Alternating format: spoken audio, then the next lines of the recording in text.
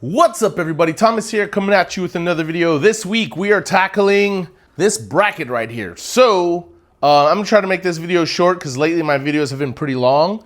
So yeah, what we're gonna do is I got some tools. Got this little mini Sawzall. I got an angle grinder with the flap wheel on it. And what we're gonna do is we're gonna remove this piece right here that used to hold one of the third battery. Let me change the camera position here and I can show you what I'm talking about in more detail. So check it out guys. As you can see, this is the new battery.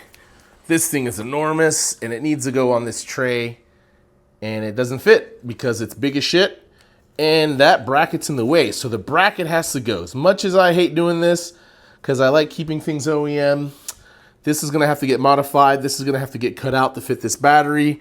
So the next step after that is I'm gonna design some sort of tray, something to go in this tray so I don't have to bend this stuff, and maybe I can just bolt it in. It looks like, what is it, Ride or Die Engineering or whatever they're called. They have something that's 3D printed you can buy for 30 bucks, but I have a 3D printer, so I'm gonna try to make one myself. So the first part I'm gonna go for is this part right here in the front of the frame. Let's see how hard this metal is.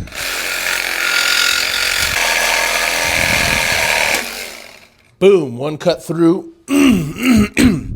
So as you can see, I've cut this side right after the weld there. It's probably hard to get a good positioning on the weld, but I'll smooth that out with the cutting wheel. But man, that bracket's in there good. So now let's get to this other one.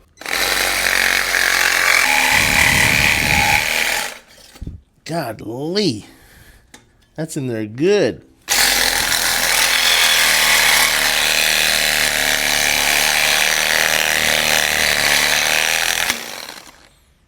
Good grief, guys. There we go. So here we have it. This this chunk has been cut out. This is steel, welded in there pretty good. Let's go see the aftermath. So we have the bottom part, and let's go look at this other portion right here. Let's lower the camera a bit, and boom. There we have the upper part. So I mean, that cut was pretty clean. I don't know how much cleaner I'm gonna get it with the flap wheel, but let's see how the battery fits in there now. The battery fits in this tray, but this battery is pretty freaking huge. So even going this way is kind of cutting it really close. Look at that. So that's it fitting right on top of the tray. I mean, that's a pretty close fit, unless we try it like that. Oh, that's even better. Right there. And let's try this fitment. Boom, it fits pretty good like that. But I don't know how I feel about it being that tall. I'd like it to probably have a better lower center of gravity. This battery's huge. This is a 25 amp hour battery. It's pretty big. So I don't think I'll set it up like that. Ideally, it'd probably be cool to have it against a frame like that, but that leaves a lot of room in there. So guys, yeah, so battery placement, got to figure that out. But for the most part, I think I'm going to design and 3D print some sort of insert so the battery can, you know, sit right here like this. Ideally, I think that's how I want the battery, sitting more like that. One thing I noticed about this battery that I'm not really a fan of, even though it seems to be, you know, have some big ass shrink wrap around it, this is almost like exposed paper or cardboard or something. So I don't know if I'm gonna go get some Gorilla Tape or something and wrap this battery up to give it more protection. But for the sake of this video, I think this is what it's gonna look like, guys. I think I'm gonna mount it like this. I'm gonna design a tray that fits in here and go from there. All right, guys, before I close out this video, I wanna try to hit this thing with a flap wheel and kind of see how much more I can clean it up. So I have an angle grinder here that I put a flap wheel on. I'm wearing safety glasses to see, you know, what we can do here.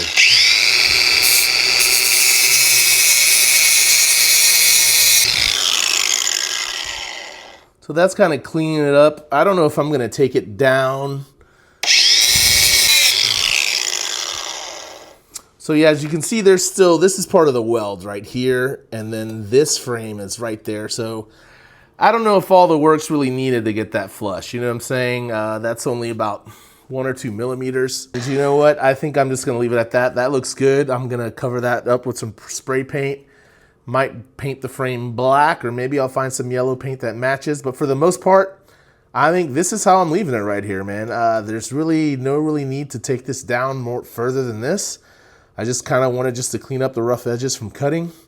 I'm gonna go ahead and take care of this guy, and I think for this video, that's all we're doing for now.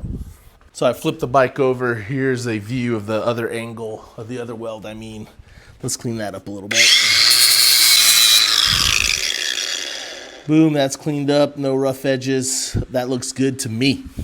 Well guys, there we go. We cut off that bracket to make room for the battery. Like I said, I'm keeping this video short. I use this little Sawzall right here. Make sure you get yourself a good blade to cut through it. I would recommend if you have some sort of tool to do that, because that steel is sturdy, man. So I mean, you might be able to hacksaw it, but it's going to take you a minute. So what I used today was this Sawzall with a metal blade on it, and then I got this little angle iron here with the flap just to clean up the cuts. And boom, there we go. Brackets removed. So next step is to measure out this tray and at least print out something that evens this out so I can rest the battery on it. And that way I don't have to bend this back and damage it or do whatever. What I'd like to do is maybe make some sort of tray, kind of like the Ride or Die one. Make a tray that I can bolt in there. That way it's sturdy. And then maybe somehow I can use straps or something to mount the battery down.